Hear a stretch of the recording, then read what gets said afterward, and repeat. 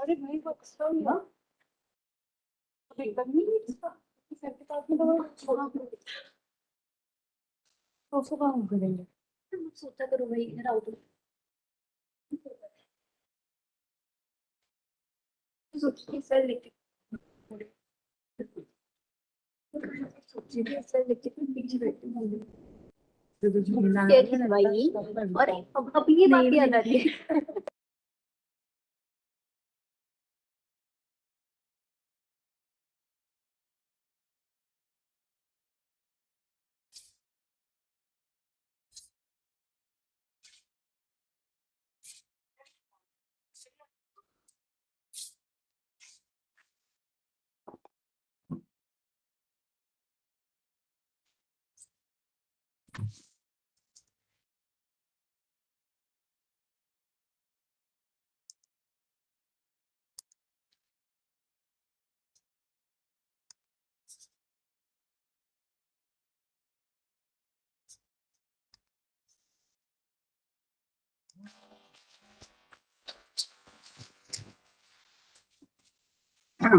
Pronto?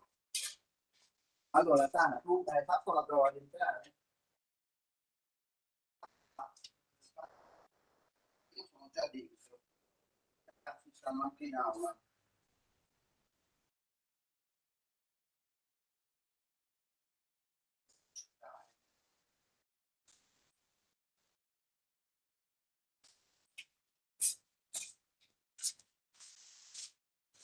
Magari ti metto, mando anche la mail. No, ce l'ho. No, per avvisare.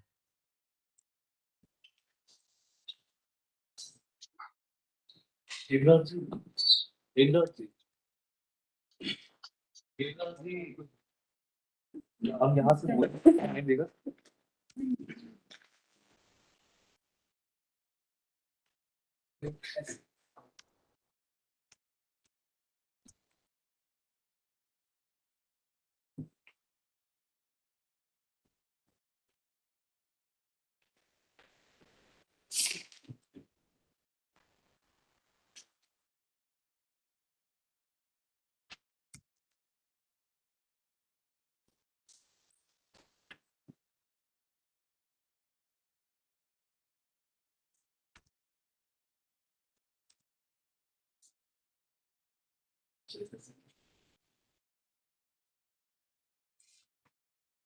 No, perché ci sei?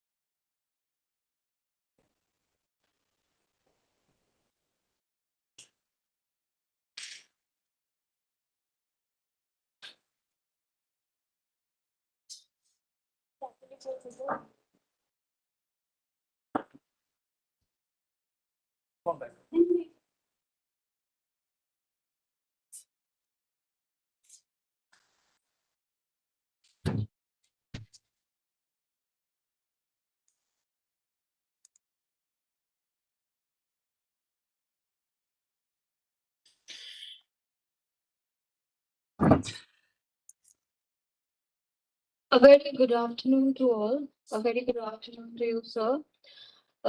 He is a full professor in comparative constitutional law at the University of Campania L. Vanavitelli, University of Naples, Department of Political Science, and coordinator of PhD course Comparative Law and Process of Integration at the same university. Such research fields invest multiculturalism and constitutional structures in the comparative perspective with a particular focus on the Indian experience. Among his latest work, Postmodern Constitutionalism in Asia, Perspective from the Indian Experience, 2013, The Multicultural State 2014, Sustainable Development and Environment Protection in India 2015, Law, Language and State in a Global World, a Comparative Investigation 2016. Over to you, sir. Thank you so much, sir. Over to you. Okay, can you hear me? Yes. Okay. So good morning, everyone. I have been already presented, so no need to introduce myself. And we have also another scholar from Italy, that is Dr. Maria Sara Bussi, that is also linked, and she will help me in conducting this this session. She's an expert of judicial activism, particularly, and she's studying the relation between judicial activism in the global north and in the global south, with special reference to a comparison between India and Brazil. So it's a very interesting person to hear, to listen to in this context. So now I will briefly introduce my working group with a PowerPoint that I will try to share with you. Okay, that's it. Let's see. Okay, can you see the PowerPoint? Yes. Okay, fine. So let's start by saying a few words about why comparative law and why you are today with some Italian scholars. That is not very common in Indian universities. I know that you are very much exposed to other systems like the US or Canada, or of course Great Britain, but not very much to other European countries. So let's introduce. And so, what is special for comparing Italy and India? From this image, you can see that our flags are almost identical in colors. Of course, you have Ashoka's wheel, but so that's one similarity, but it's not the only one. Of course, there are many similarities between Italian and Indian culture. Of course, you would say Italy is a small country, only 75 million people, but it's a quite important country in Europe, and we have an old age legal culture. Of course, everybody, I think, knows about Roman law that was created in Italy.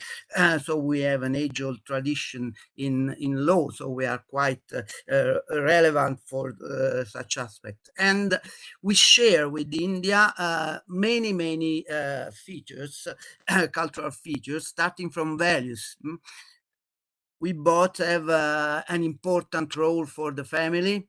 So a very community-oriented society. The importance of the role of religion, both in Italy and in India, and the culture of hospitality, that it's very different from the culture of hospitality that you may find in UK or may find in other Central European countries like Germany, France, or so on. And we share the same relation with the space. We are both cultures of the south of the world, even if Italy is in Europe, that is considered part of the global north. In fact, Italy is in the southern part in Europe, and it's a very long stretching country. So for example, my university is closer to geographically, maybe to some African places that to Germany or to Switzerland and so on. And this is very important for the culture that we share because our culture are open societies living in open space. So our emphasis is very much on the role of societies, of the community, more than of individuals. So, for example, in the Italian constitution, the individual is not an abstract entity. It is considered a person. So when you consider the person, you always consider that is someone that is related to a group, being the family, being the religious group, being an association, and so on and so on. The role of groups is very important in the Italian constitution. Of course, we share also the same kind of institutions. We are both democracies based on long life constitutions. The Italian constitution dates 1948. The Indian constitution dates 1950. So they are close and they share the atmosphere of that second post-war war constitutionalism, but that I will be more precise in a while. Of course, there is a keen interest for India and in general for countries from global south, because we share with some scholars like Werner Metzky. You might have heard of him because it's a very important and bright expert of India, of course, and also a friend of mine, but that's not relevant. And he says that non-Western legal systems are inherently more attuned than Western legal system to the intellectual and practical challenges of comparative law. And he has created some interesting theories like the legal system as a pluralist system, or the kite theory that, of course, I'm not going to explain today. So India particularly offers many examples of this perspective.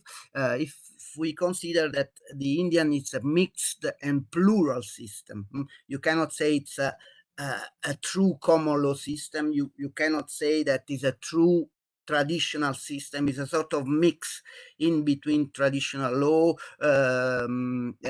religious law, and common law, but it also has some aspect of civil law as well. So that makes a sort of postmodern mix of the Indian system, like in the report written in 2019, I think, from Professor M.P. Singh, that I know that you are going to listen to in the following days. So I'm very happy about that. So in my perspective, the Indian constitution represents a very important reference point because it constitutes a successful combination between the application of models and institution of the Western tradition and of an original interpretation of the state that is arising from a particular conception of the relationship between social structure, the political community, and the legal system. As I have explained in a book published in 2019 that is called The Democracy of Superlatives. Of course, according to M.P. Singh and Surya Deva, the Indian constitution is only formally representative of the Euro-American liberal model. It is written in a Euro-American style, but in reality, it is founded on the age-old Indian tradition built up in the course of its over 4,000 years of history, and on the experience gained by the people of India in the course of colonial rule in modern time. So they say though its form may resemble the constitutional documents produced by the colonial rulers for governing the country, its spirit is truly native, and that's a very important feature. And I share with Mahendra Pal Singh this this thought about the Indian constitution. So I started a network with Indian University long back, but recently with my university, University of Campania, we have constituted an international doctoral network along with some Indian university and with the participation of other European university. So this network is based on exchanges of professor, PhD candidates, and in the organization of co-tutorship for PhD thesis, and especially on an annual summer or winter school that we organize jointly with Indian institution. Who is involved presently in our network? Of course, my university, of course, NLU Delhi. Of course, and sorry for my telephone, I will shut it off. Okay, that's fine. NLU Delhi, of course, an university that might know very well, that is the law school in Patiala. And recently we have started relation also with the law school from Shimla.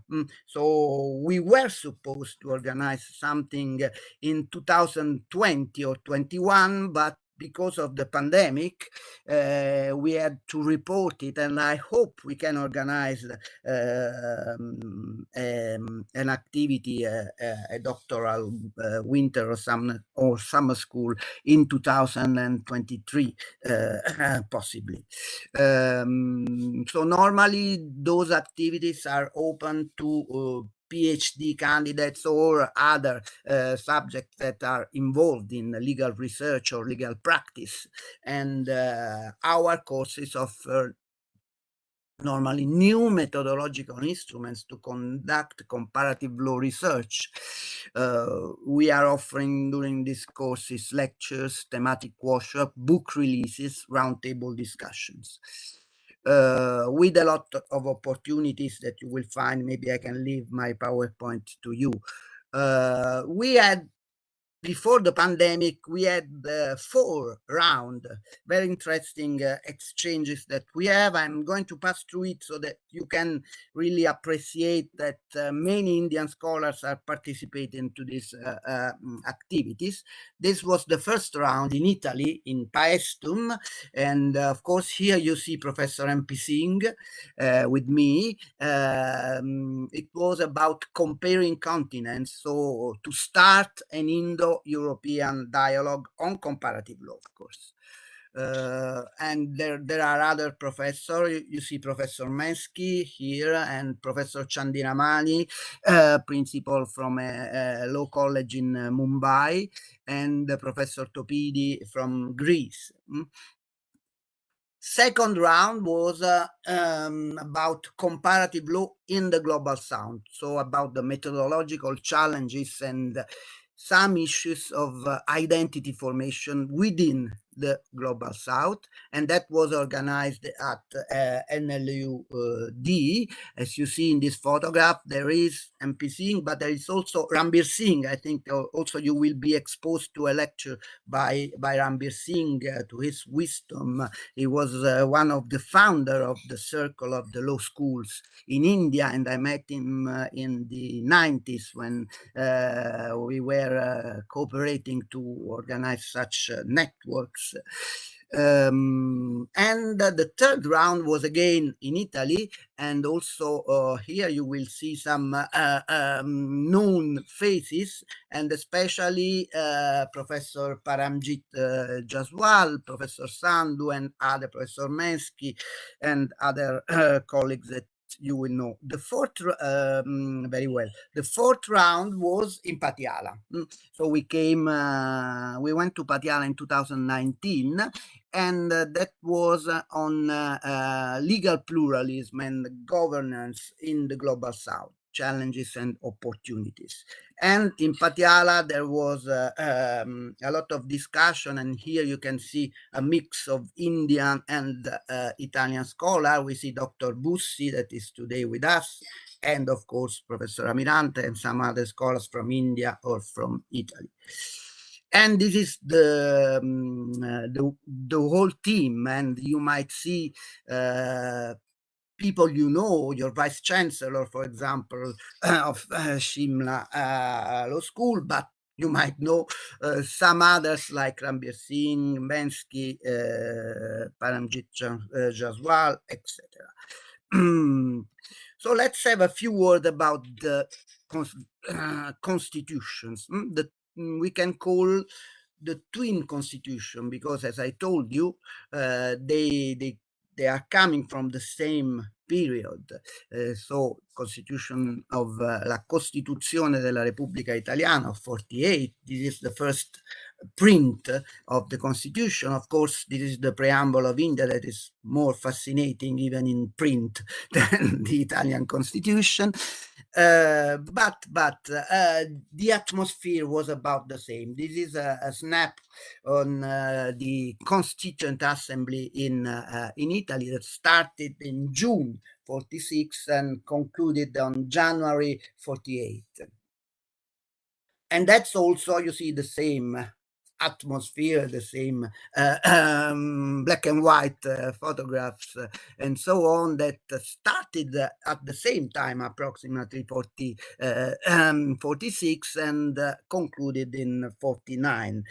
So we share the same intellectual atmosphere of this period of the democratic, social democratic constitutionalism. Sorry. Okay. So we have some elements in common, what I call the common core of the twin constitutions. First of all, democracy. Article 1 of the Italian Constitution, Italy is a democratic republic founded on labor. Sovereignty belongs to the people, and it is exercised by the people in the forms and within the limits of the Constitution. We don't have a preamble, but the same ideas that you find in Article 1 of the Italian Constitution, you can find in the preamble of the Indian Constitution that you know very well, and I'm not going to read it, but you can, in this slide, you can appreciate how near are those two principles. Second principle of the common core is a parliamentary government. We are parliamentary republic, so not presidential power. Italy, in the Italian Constitution, in Part 1, we organize a parliamentary system with two chambers that are called Senato and Camera, equally equipped with the power of confidence towards the government. That's a different with India, where only the lower house gives the confidence to the government. As in India, the president of the republic nominates the government following the indication of the majority in parliament. So the Italian parliamentary government is based on a plurality of political parties, originating normally some coalition governments, and that was also the case of India for a long period, not presently, but for a long period. Of course, I call the Indian system of government a pluralist Westminster because there are many parties in the Indian parliament, so it's a majoritarian system, but somehow it can lead to coalition governments, and anyway, there are many possibilities to having some 15 to 20, 25 parties in the Indian parliament, in the Lok Sabha. So that's another very important feature that we share. Third, we share rights. a Bill of Rights that is very specific, because he, in both countries, refusing the mere liberal individualism. That's very important. Let's read Article 2 of Italian Constitution. The Republic recognizes and guarantees the inviolable rights of the person, both as an individual and in the social groups. What I told you at the beginning of my speech, where human personality is expressed. So law must guarantee the free expression of human personality, not just the collect of some salary. That's very important. So the Republic expects that fundamental duties of political, economic, and social solidarity be fulfilled. So we have also duties concerning the social solidarity. That's very important. And then you have also the principle of equality in Article 3 that you know very well, because the Indian Constitution dedicates many articles to the principles of equality. The same you can find in the Indian Bill of Rights, that assigns a very important role to group rights and institutional devices to recognize and protect minorities. In India, it was clear from the start that the target of unity had to be reached not through the elimination of diversity, like, for example, in the American melting pot model, but through the protection and the advancement of minorities, seen not as external elements of the system, but as the constituent elements of it. So there's a special feature, and I think that the program you are following is very much built on this element, that is the specificity of Indian modernity, that in reality it's a different modernity. You can call it post-modernity, for example, because there are some postmodern elements that are going beyond modernity, but anyway, as illustrated by Partha Chatterjee, India was able to construct a modernity that is different. Indeed, we might say that this is precisely the cultural project of nationalism, of Indian nationalism, to produce a distinctly national modernity. And that's very important for us, especially in a global world, in a multicultural world, and in a world where you will have more and more mixity in legal system. Okay, but in Italy and in India, we are facing some challenges that we might consider, because we are both democracy based on pluralism and the respect for the rule of law.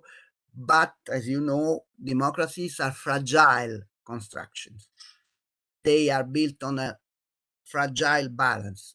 So it is imperative for them to keep the balance between the government by the majority and the respect for minorities.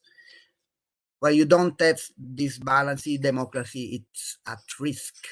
So in this sense, we must remember that the first function of a constitution and of constitutionalism, generally speaking, is to limit political power and to guarantee a continuous dialogue between the competing forces that is vital for the survival of democracy. So that's very important for our democracy. So I think I will ask you a favor to let me conclude with a sort of a poetic note. That's a quote that I like very much, and that indicates how similar Indians and Italians are.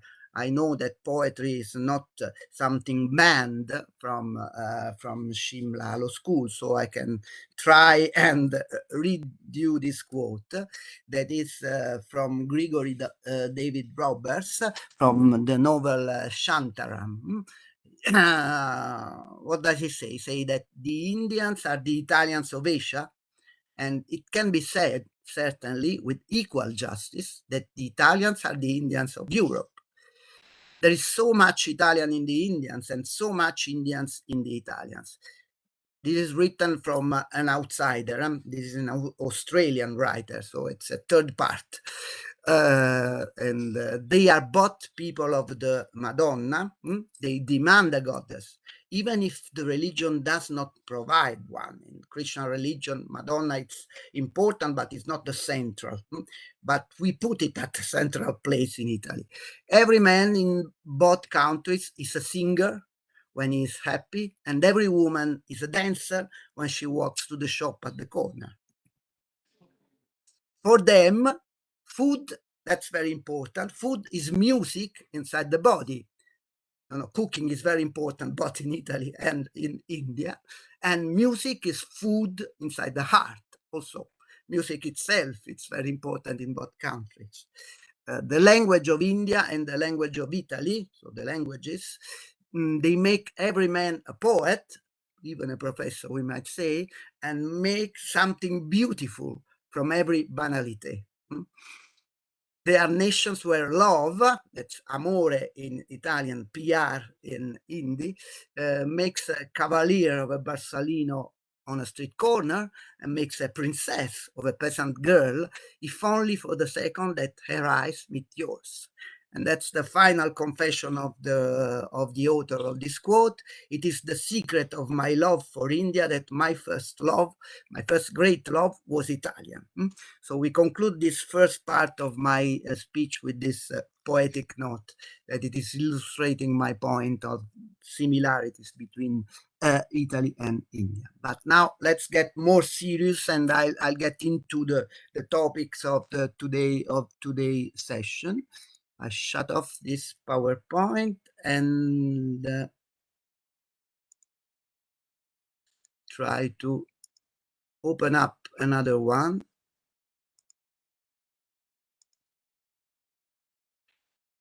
And the other one is that.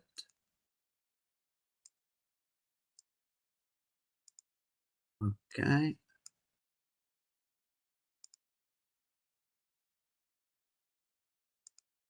Okay.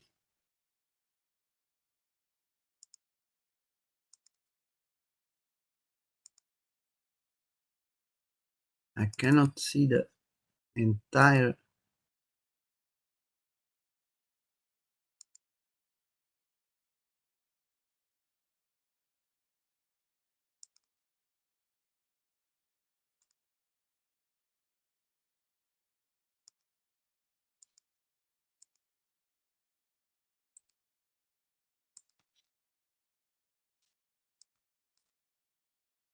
Okay, can you see the PowerPoint?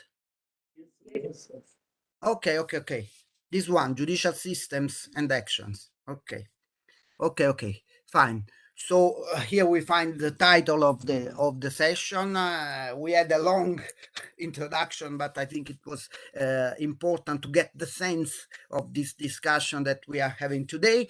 And of course, the two you have already been presented. I have already been presented, but I have also presented Maria Sara Bussi. She is just accomplishing a very important PhD thesis on judicial activism in India and Brazil. So you will be very interested by her speech.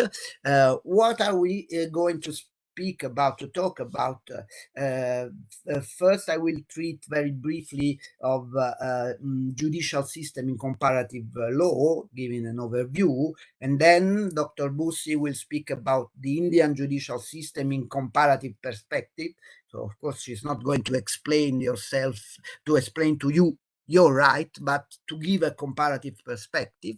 And then she will also treat the third point, that it is access to justice, through a discussion about the Indian PIL as a model. You might be surprised of how Indian PIL is studied abroad, and it is considered a very, very important model in Europe, in USA, and so on. And if we have time, I will conclude with a practical example that is concerning environmental courts.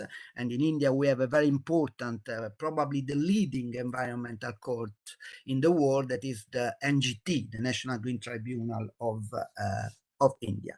But let's proceed. So again, let's say a few words about comparative law, that it's considered by many authors in Europe, for example, like Gunther Frankenberg, a German, like a travel. So for Frankenberg, comparative law is somewhat like traveling, because the traveler and the comparatist are invited to break away from daily routines, to meet the unexpected, and perhaps to get to know the unknown. Traveling promises opportunity for learning, both about one's own country. So by traveling, you still learn something about your country and your culture, and about other countries and culture, because it is an exchange. It's not just a vision of a different object. But Frankenberg warned also that going places and gazing at a strange world do not automatically open up new horizons. As in fact, you have to avoid these. As long as we understand foreign places as like or unlike home, we cannot begin to fully appreciate them, or even ourselves. So, if with this perspective, we risk to travel as if blindfolded, visiting only landmarks of our past that restore confidences and banish fear. Only close attention to detail variety and heterogeneity can prevent our labeling others in images. That's very important.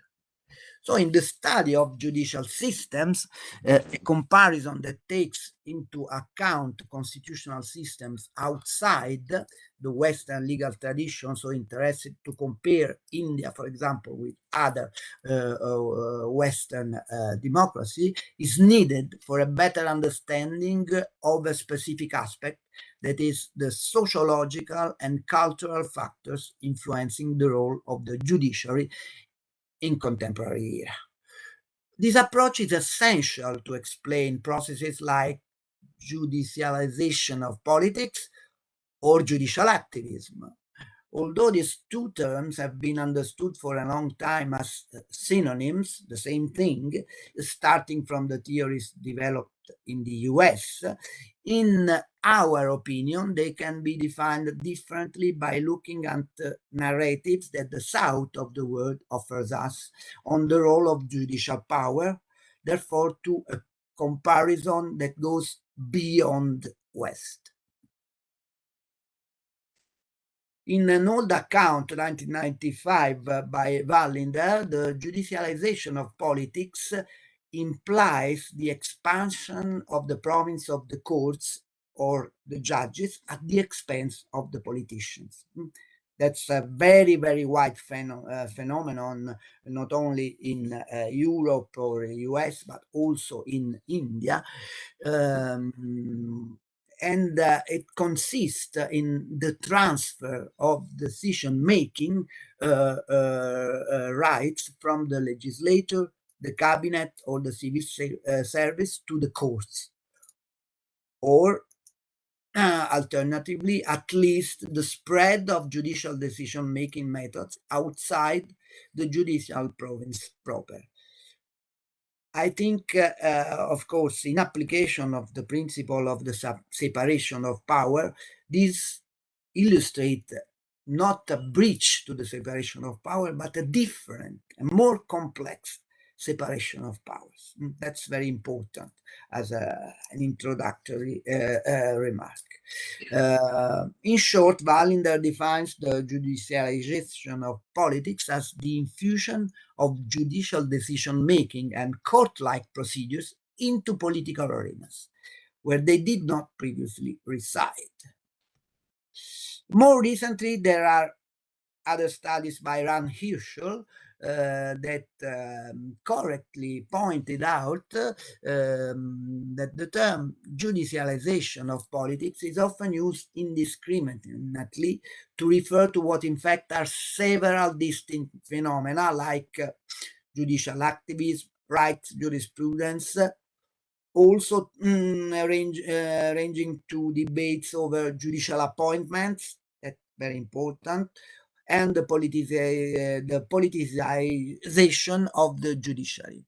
That is the inevitable flip side of judicialization. Hirschel, referring to a general trend founded on a reliance on courts and judicial means for addressing core moral predicaments, public policy questions, and political controversies, distinguishes three different processes. The first one identifies the spread of legal discourse, jargon, rules, and procedures into the political sphere and policymaking fora and processes. The second of them is related to the expansion of the province of courts and judges in determining public policy outcomes, mainly through administrative review, judicial redrawing of bureaucratic boundaries between state organs, and ordinary right jurisprudence. For example, the NGT plays this role in its activity.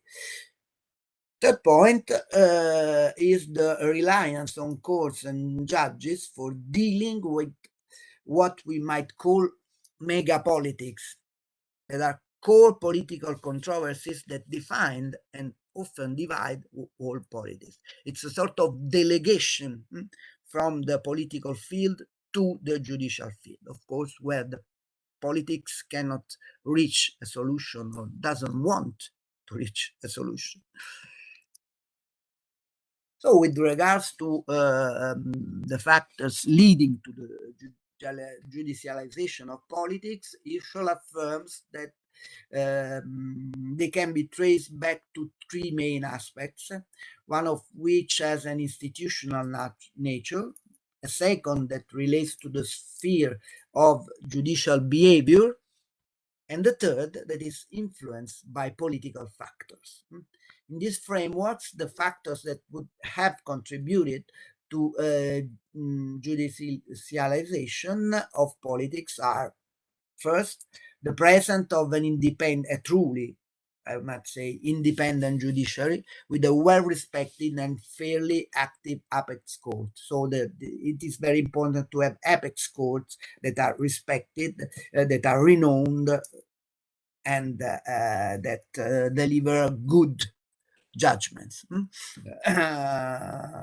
And of course, this has to be also paralleled by a catalog of rights and judicial review mechanism in the Constitution.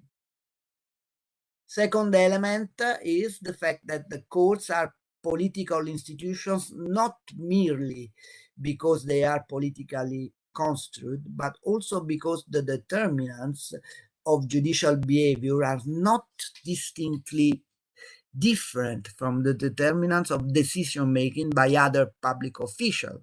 The consideration that judges are public officials like others are. Consequently, elements highlighted by the strategic approach to the study of judicial behavior would weigh on the decision of the court. Third element, final element, the existence of a political environment that is conducive to the judicialization of politics should not be underestimated. So the political situation, the weakness of the political parties and of the state structures and so on and so on. It's a phenomenon that we have a lot in Europe, for example. This present day, we are facing a very huge crisis of the Italian government, for example. So particularly the institutional factors, for example, the presence of apex courts and independent judiciary, the provisions of fundamental right catalogs and of judicial review mechanism in the Constitution, represent also the core of what is called today, with a very nice and renowned expression, juristocracy. So not democracy, but juristocracy. This is a term created by Hirschel himself by referring to the trend developed after World War II, more or less globally, a trend that is founded on the constitutionalization of rights and on the introduction of judicial review in legal systems. Judicial review not only of rights, but also of laws. So the laws of the parliament are constantly under the judicial review in global north, in the global south, everywhere. Even in some socialist countries like Vietnam, like China, there is more and more this need to have a judicial review over the legislation. However, in our opinion, the notion of judicialization of policy and juristocracy can be somehow misleading or at least reductive in order to analyze judicial activism from the perspective of the global south, as they consider judicial activism as epiphenomena of the two trends that we have described. In a different way, Boaventura de Sousa Santos, already in 1986, reminded that law is a social phenomenon influenced by centuries of intellectual production, and stressed the importance of the studies on the judiciary as a political and a professional institution. The fact that the courts represent a subsystem within a global political system, and as such, they receive a series of inputs and produce some outputs of a social nature. They are not judging in the vacuum, they are judging on crucial problems of the society, has two consequences. On one hand, their decision will depend on many factors, not only of strictly legal reasoning, for example, the professional training that they have, the political, sociological ideology of judges, and so on. And on the other, the fact, what we call jus dicere, the fact of judging, cannot be considered as a simply neutral function. So in general, for the study of law, and in particular of judicial system, besides the sociological issue, one must take into account also the cultural one. According to Frankenberg, once comparatists move on to the constitution as culture, as a cultural product, they transgress the border of an instrumental understanding, so only a technical legal understanding, and begin to encounter the symbolic dimension, the dimension of culture, in which the real is imagined, is constructed, and made sense of. Laws are not only rules, but are also cultural constructions of the society. That's quite important. And of course, also Mensky has stressed the importance to take into account the value of diversity and the relevance of sociocultural elements in comparative law. For example, he observed in a very interesting way that it is impossible for anyone to obtain a full mental map of all citizens of the world in their various life situations. Human life is just too complex. So where do we stop?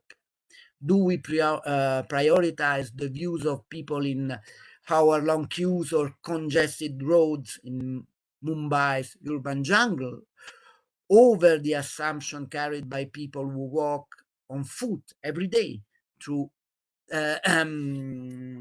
bushlands to reach their place of work in the same jurisdiction. So what is our choice? Of course, there's no choice. We have to consider both those aspects. So again, do we make distinction between rich and poor, rural and urban, dominant and servient, white or black, and so on? Of course we do, because we reflect the diversities of life. So applying law continuously involves making decisions that take account of different facts and circumstances, and must, of necessity, involve consideration of social cultural elements. Well, now I give the floor to Dr. Sara Bussi to explain specifically in the context of India how these ideas that I have highlighted in a very general way are applied to a very interesting system like the Indian system of justice. Please, Dr. Bussi. Thank you, Professor Amirante. Good afternoon, everyone. We also thank National Law University of Shimla for hosting us, although virtually. And I will thank all the participants to this program. So I'm going to share my PowerPoint.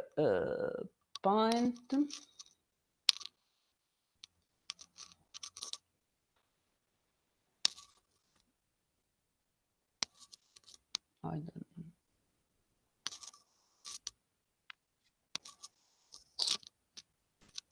Can you see the PowerPoint?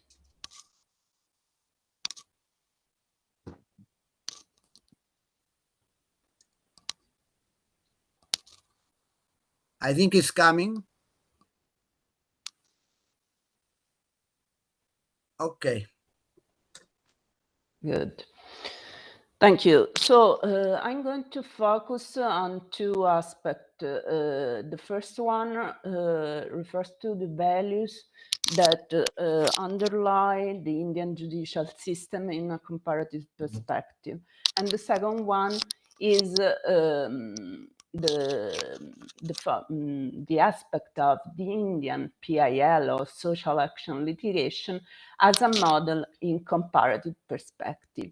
So recently in 2014, Oscar Villegno, Pandra Bashin, and Francis Villogen, in a volume titled Transformative Constitutionalism, comparing the apex courts of Brazil, India, and South Africa, proposed a new idea of constitutionalism that spans the globe from the Tropic of Cancer of that of Capricorn. These authors, with the term transformative constitutionalism, refer to the constitutional experience of India, South Africa, and Brazil, and in particular to the commitment of those countries in the implementation of social rights consecrated in their charters, enforced also by the activity of their constitutional court.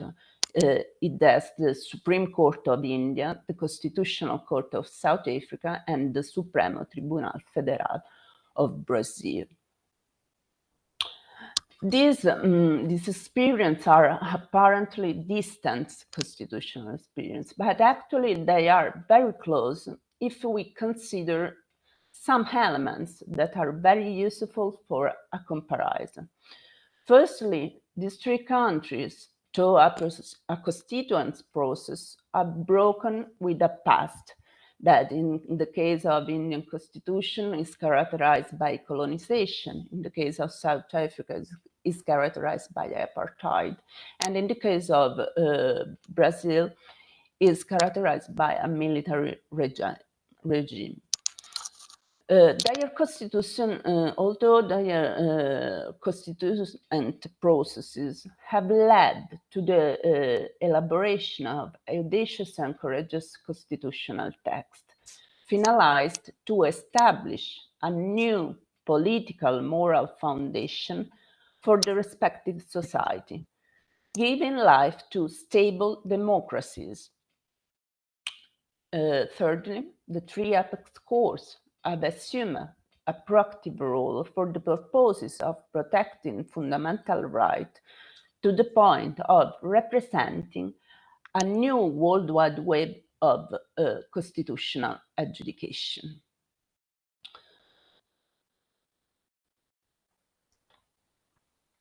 For the purpose of studying judicial activism in India, the constitutional provisions, in our opinion, represent a privileged reference. Indeed, they disclose new narratives about the role that the judiciary plays in some systems belonging to the south of the world, in which judging is rich in meanings connected to the social dimension of judiciary. With specific regard to the Indian constitution, these meanings emerge from the link existing between the preamble, Article 13, Article 32, and Chapter 4 of Part 5, when they were examined in the broader context of the Parts 3, 4, and 4A of the Charter. This results for a synchronical look at the text currently in force, but actually it is the outcome, in our opinion, of an evolution that emerged, on the contrary, from a diachronic perspective. Basically, if we analyze the constitutional amendments that have occurred over time, in particular in the 70s of last century, we can note that Part 3 of the Constitution has been amended on various occasions since the 50s. But it is undoubtedly Part 4 which has been the subject of major innovation, for the most part coeval with the introduction of the new Part 4A of fundamental duties and the changes made to the preamble. Moreover, if we take into account that the Indian charters expressed a strong programmatic vocation since its entry into force, this seems to have strengthened over the years, as well as its character of guaranteed constitution, which becomes evident from the reading of Article 13 and 32 as well as the Chapter 4 of Part 5. As well known, Article 13 and 32 constitute the core, respectively, of the judicial review, which will represent the prerequisite for the subsequent elaboration of the basic structure doctrine by the Supreme Court, and of the right to constitutional remedies, which represents the starting point for the development during the 80s of the social action litigation according to the definition done by Apendra Bash. It is very clear that in the end, Article 32, reading with Article 13, constitutes the cornerstone of the scheme of the Indian Constitution, as underlined by Jakendekar. From this perspective, it seems useful to start from the analysis of the text of the preamble of the Constitution as approved by the Assembly, and therefore in its previous version to the 42nd Amendment of 1976. The reference to justice containing in the preamble of 1950, a justice which must be social, economic, and political at the same time, expressed, in our opinion, the choice of the Constituent Assembly in favor of an idea of democracy that overcomes the provision of universal suffrage. If indeed political justice imposes the absence of any arbitrary distinction between man and man in the political sphere, and guaranteeing economic justice means to make equality of status meaningful and life worth living at its best removing inequality of opportunity and of status, social, economic, and political. It is social justice that represents the comprehensive effort to remove social imbalances by law, harmonizing the rival claims of the interest of different groups or sections in the social structure or individuals by means of which alone it would be possible to build up a welfare state, according to Durgadas Basu. In this regard, we can recall the words spanned by Dr. Ambedkar during the sitting of Constituent Assembly in 1949. Dr. Ambedkar points out that on the 26th of January 1950, we are going to enter into a life of contradiction. In politics, we will have equality. And in social and economic life, we will have inequality. In politics, we will be recognized the principle of one man, one vote, and one vote, one value. In our social and economic life, we shall, by reason of our social and economic structure, continue to deny the principle of one man, one value. How long, he said, shall we continue to live this life of contradiction? How long shall we continue to deny equality in our social and economic life? If we continue to deny it for long, we will do so only by putting our political democracy in peril.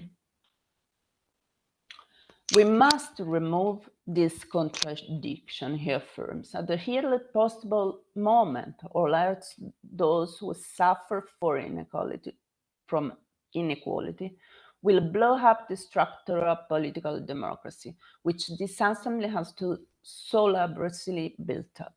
The second thing we are wanting in this is recognition of the principle of fraternity. What does fraternity mean? Fraternity means a sense of common brotherhood of all Indians, if all Indians being one people. It is the principle which gives unity and solidarity to social life. On this point, some scholars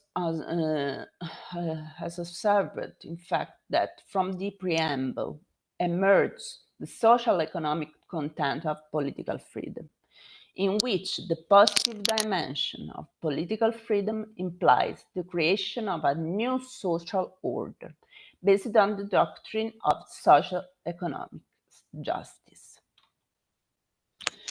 In particular, according to Jagandakar, the basic philosophy of the Indian constitution can be found in its preamble, and it can be summarized in the following terms. India is one country, and there is only one citizen in India. India is committed to the idea about the welfare state and must establish social economic justice. India is committed to democracy and respects individual liberty. In India, wants to give to all its citizens equality of status and opportunity, thereby attempting to create a mighty brotherhood of Indian citizens, which would assist the sovereign democratic Republic of India in reaching its proclaimed objectives. That, in substance, according to this author, is the message of the preamble. In fact, the commitment to the pursuit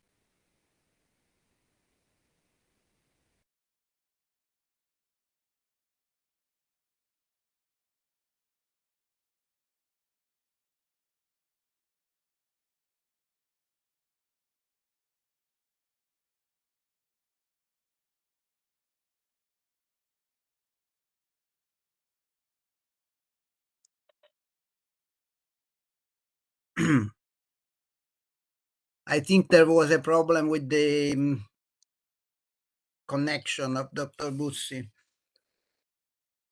Shall we wait for a couple of minutes? Yes, sir. I think otherwise I will take on the final part of the conference. Let's see, because maybe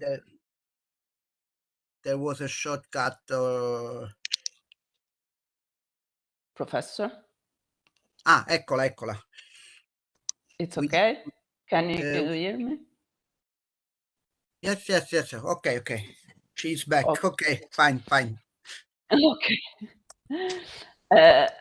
I don't know how you hear me, but I say economic, social justice, and fraternities as aims of the Republic will guide the activity of the courts, in particular of the Supreme Court, but also the High Court, being the judicial power itself an arm of the social revolution, according to Austin. And this constitutional discipline reflects indeed maturity within the Constituent Assembly. In fact, after the Constitution 42nd Amendment Act of 1976, India declares itself as a sovereign, socialist, secular, democratic republic, and promoting fraternity among citizens, it intends to ensure not only the dignity of the individual and the unity of the nation, but also the integrity of the land. With regard to the term socialist, Basu underlined that if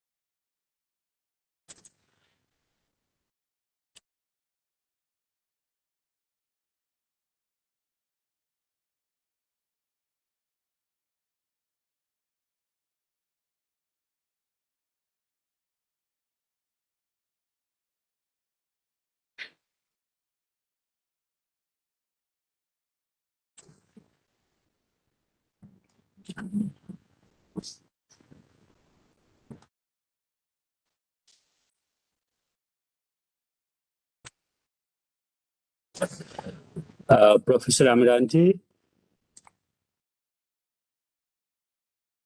can you hear me, Professor Amiranti? Yes, I'm here. Professor, you can take over, and could you please, and by 3:30, the participants have other schedules for today after 3:30. Thank you. Yes. Okay.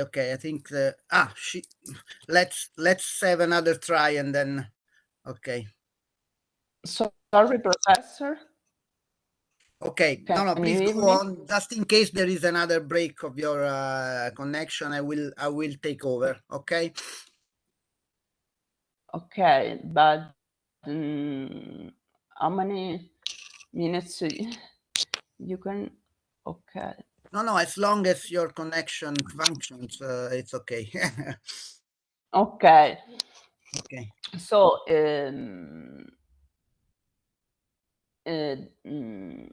in fact, this idea becomes evident in Part 3 with the provisions which deal with social and economic issues indirectly, for example, Article 14, and other provisions that deal with socioeconomic issues directly, such as Article 15, 17, which come abreast to directive principle of state policy of Part 4.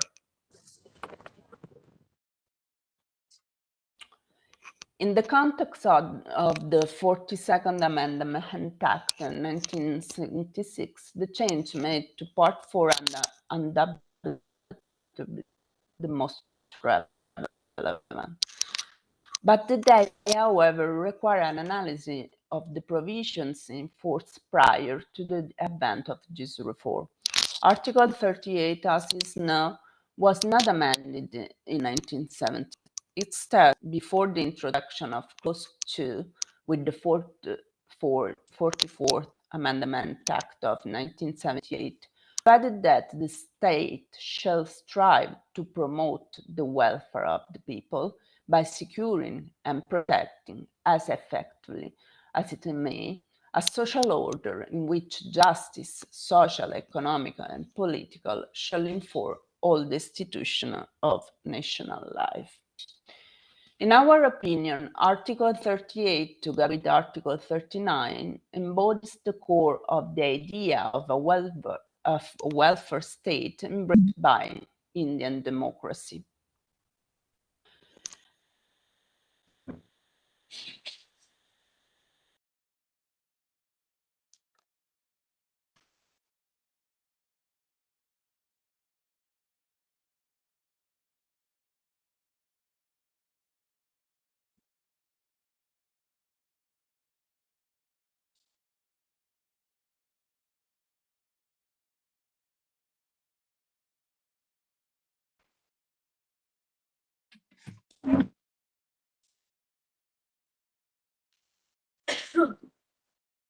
Okay.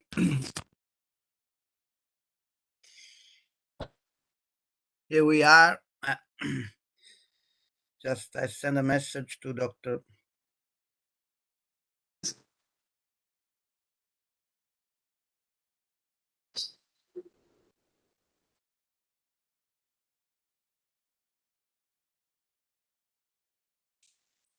Okay.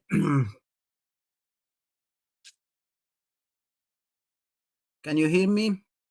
Yes, yes. Okay. So I'll go straight to the final part of the speech. Anyway, you have the text that we have this sent yesterday, isn't it?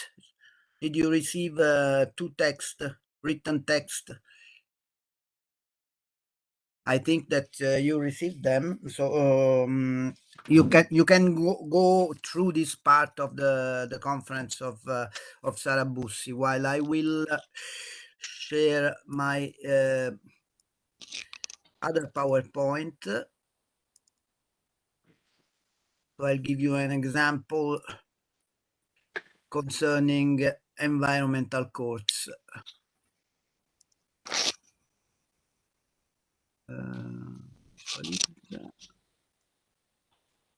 Okay,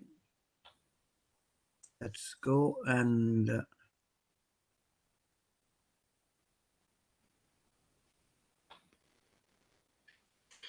okay.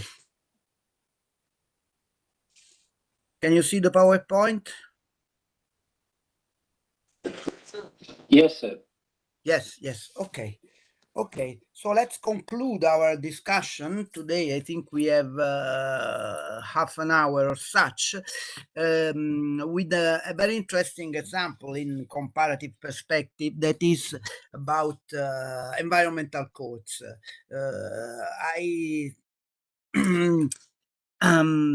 say this because in India you have a very important institution that is the National Green Tribunal that of course it's having its ups and its downs, but it's a very interesting model in a comparative perspective that is imitated all over the world, even in the US, with the same court, a similar court that was created in the state, not at the union level, but in the state in the member state of Hawaii some years ago. So the discussion about environmental courts, it's very important, and it's somehow illustrating the points, some of the points that Dr. Bussi was trying to explain and couldn't finish because of the connection problems. Okay, so let's go and through through this aspect.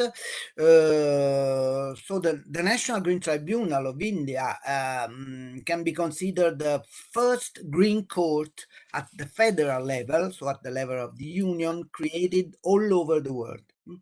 So the creation of the NGT is a part of a trend that has led to a real, we can say, a sort of explosion of environmental judges, in which the Indian tribunal has in some way assumed the leadership. So that's quite important. You would be impressed by how all over the world people is referring to the experience of the National Green Tribunal.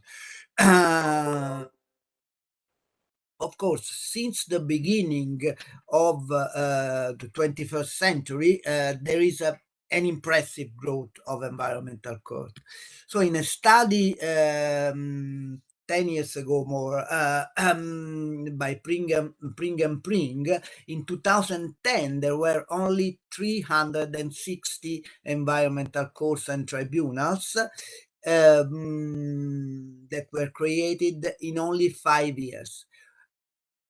Another studies by the same authors in 2016 has found 1,200 environmental court and tribunals that are spread in 44 countries at the national, at the state, or at the provincial level, with some 20 additional countries that are discussing or planning environmental court or tribunals. So what are the environmental courts? The environmental courts, far from being substitutes for the legislative power, they provide authority to environmental legislation through judicial enforcement and interpretation. They ensure consistency and stability to the environmental normative framework. Moreover, the stability guaranteed by a dedicated judiciary will help the administration, that is often reluctant to apply new environmental norms or principles, but also the private actors, that is to say economic actors on which environmental law is having an increasing impact, and civil society organizations, ONG and so on. Okay, let's see what is the relation of environmental law with the judiciary.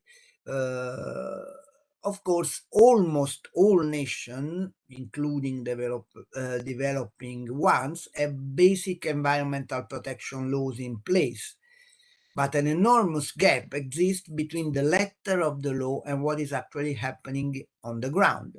I have studied at the world level environmental constitutionalism, and I have found that nowadays, out of 193 states that are members of the UN Council, the United Nations, 156, that is to say 80%, have environmental constitutions, so have environmental protection within the constitution, enshrined in the constitution. But not all these states protect environment very well. And why? Because often executive powers that are unable to enforce it successfully tend to abdicate their responsibility to the judiciary, regardless of the effectiveness of the penalties concerning environmental infringements and crimes, and of the level of expertise of the judicial body concerned. As a result, the organization of the courts and their environmental sensibility, as well as the national system of access to justice, have become crucial issues in the implementation of environmental law. If we consider the historical development of environmental law in the last 50 years, so we will admit that recently the enforcement of the vast and very articulated normative corpus of environmental legislation appears to be more important than that the elaboration of new laws. We don't need so many new laws about environment, but we need that the present law are applied. So in fact, in the first stage of the process of construction of environmental law, the constitutional and the legislative effort was essential to lay down the foundation of the discipline and to rationalize the often random and uncoordinated intervention based on laws of emergency. In this situation of a normative vacuum, an important role of the judiciary was unjustified and highly controversial. In contrast, at the end of the 20th century and at the beginning of the 21st century, it was clear that the good environmental legislation already produced and stratified was encountering great difficulties in being implemented at the political and at the administrative levels, especially in the Western world, because of the strong impact it had on established economic activities and old administrative habits. In developing countries, on the contrary, often environmental law was not considered just as a second comer and was developed in a more organic way, being introduced as a pillar of a constitutional order since its beginning. For example, the first constitution might be that of Brazil in 1988, that was followed by many constitutions, but even India has started before Brazil, because you had the constitutional amendments in India in 76, so started 12 years before Brazil. At the present stage, anyway, there are two main factors favoring the relevance of the judiciary in environmental matters. On the one hand, the normative autonomy achieved by environmental law is guaranteed by a consolidation of principles which, coming from the international level, have moved to the national level, building a constitutional environmental environmental order that represents the ground for the creation of environmental courts. When I speak about principle, I think about the polluter pays principles, or the precautionary principles, or the preventive principles, and so on. So the main principles of environmental law. On the other hand, the affirmation of environmental law as a law of principles makes it capable of guiding legislative and administrative powers, but especially the judicial power, both in the interpretation of environmental law and in its direct application to practical cases. Keeping this in mind, we cannot be surprised. Professor, I have, sorry for interrupting. Yes. The participants are supposed to join some other activity after 15 minutes from now or 16 minutes from now. So 15 minutes from now. Request, yes. Could you please finish the session quick in next few minutes? Am I audible? Sorry. Yeah, am I audible, Professor? I cannot see. Audible. Yes, I can. So okay. I finish in. Shall I finish in 15 minutes? Yeah. A little early, because the participants are supposed to go out for some other activity at 3:45 India times. 3:45 Indian time. So we have hardly 15 minutes, so we can have a small question hour session up to 5 minutes. Okay. Thank you.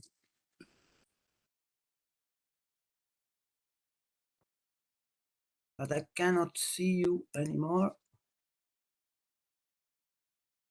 You are perfectly visible, sir. Yeah, but I don't see you. Anyway, that's not a problem. Professor, in your discussion, you have mentioned Rand Herschel on comparative analysis of various law and legal system. And there is a problem that whenever we do comparative law, we often project our own image over law or legal system of a foreign country. In our current scenario, whenever we do comparative law, we simply try to study more and more legal authorities from foreign nations. In that case, how to develop a comparative approach based upon controlled mechanism, that is causal inference by control mechanism. That is one challenge of comparative law. Second, you raised a question regarding judicialization of politics and politicization of judiciary. So in that context, as Aristotle was the first philosopher who demarcated the differentiation between executive functions and judicial functions. But in every judicial function, there is element of administration, and every administrative aspect, there is element of judicial aspect as well. So can we differentiate a thin line difference between judicial function and administrative function? Thank you. Okay, shall I answer right now, or you want to put more questions? Or how shall we proceed? I answer right now. I answer right now. One by one, Professor, you may answer. Thank you. Okay. So, well, for comparative law, I think it's a problem of methodology, especially. So we must. I know very well that in India you don't have a very important role of comparative law in the syllabi, and I remember that UGC was highly recommending since the beginning of the years 2000 an improvement of comparative law. In fact, comparative law is not just merely studying the laws from other countries, because that wouldn't give you a very interesting insight, and wouldn't explain to you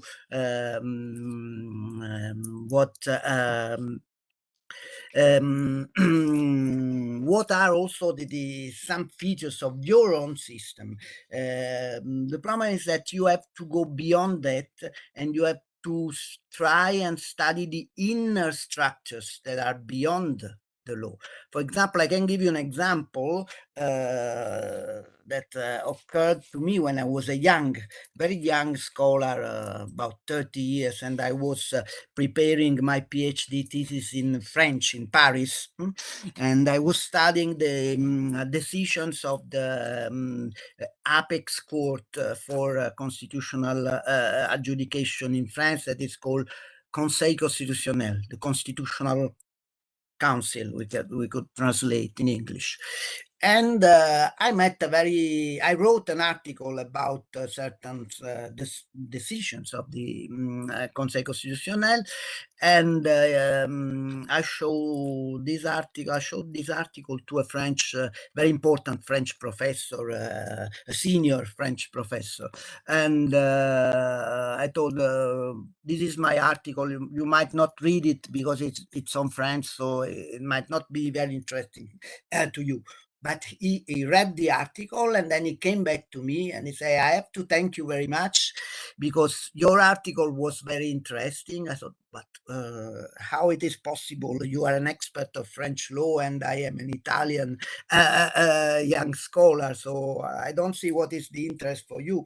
And he says, no, there is a lot of interest, because from your point of view, you see many things in French law that we are not able to see, because we reason with our legal mind, and we don't see a lot of things that you have seen in this article. So you have taught me a lot of things, and I have to thank you very much for showing me your article. And that is the sense of comparative law, to see some inner structures that are behind law, some what we call in Latin the ratio. That is quite different from the ratio that in English the ratio is a percentage. In Latin the ratio is the reasons, the legal reason that is behind a legal institute or a legal rule, and that is the bulk, I think, of comparison. Of course, to know this, you have to know legal systems, you have to know the difference between common law, civil law, Islamic law, Hindu law, and so on, and the interplay between legal systems, and also to study from the point of view of the legal traditions. There is a different point of view that the one of systems. That legal traditions means that you see the different legal system in their historical development.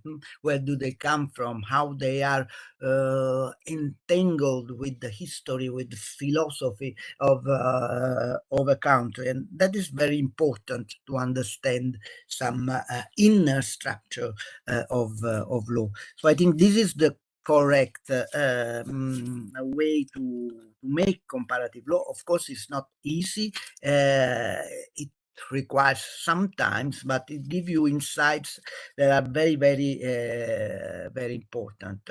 The second question was about the distinction between, I don't remember very well, the distinction between.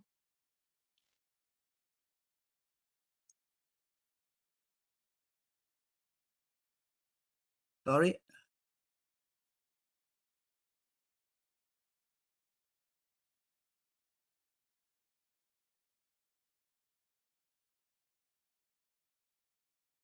Sorry, I don't. Yes, Okay. judicialization of politics and politicization of judiciary. Okay. So, of course, this is a very wide question, and it's very difficult to give an answer that is good for every place at every time, because it's very much linked with the relation between politics and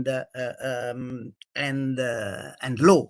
But generally speaking, we have to think about the separation of powers, so to the different branch of governments in a different way, because we cannot believe that just by a separation, a simple separation of the three branches of government, so the judiciary, the legislative, and the executive branch, there are no links between those three branches of government, because there are influences, cross the influences. There are, as you know, corruption and so on and so on. So in fact, they are not completely separate. So it is better to create a sort of crossed checks, so that in one way the political field determines the judiciary in terms, for example, of appointments of judgments. Again, you don't have to leave the appointment of judges completely to the political power. Look what has happened in the US now. Now we have a Supreme Court of the US that is completely political. It's playing the minority against the actual president of the US. That is not very correct. You have to keep a balance. So give, for example, in Italy, the constitutional courts appointments are divided in three different phases. 5 members, we have 15 members of this court. 5 members are appointed by the president. 5 members are appointed by the parliament, and the other 5 members are appointed by the judiciary. So you get a balance between those three dimensions, because you cannot say that a constitutional court is not political at all. This is also a fake, because it is involved. It takes political decision. When you quash the law, you have taken a political decision. but you have to make it with the balance. So there must be a balance between those different elements. So it's another separation of power. It's a different separation of powers that it goes beyond the fake view of a strict separation of power that can be made ineffective by other influences, and gives you more possibility of a balance. Of course, depending on the situation of the political situation, you can have a political world that is stuck and cannot take decision, so they tend to delegate those decisions to the judiciary. And so, for example, sometimes the apex courts expressly say to the parliament, no, you have to give a direction. We cannot decide that and this and that. But sometimes, as it has happened in the US, when the court is too politicized, so there is too much of influence of the politics on the courts, maybe they can act as a political actor 100%. So there's not a 30% of political involvement in a court that is normal. When the court is 100% political, it is pathological. That's a problem. And so you have this, for example, in environment, I study environmental law. Now there is a rollback of all the American environmental legislation.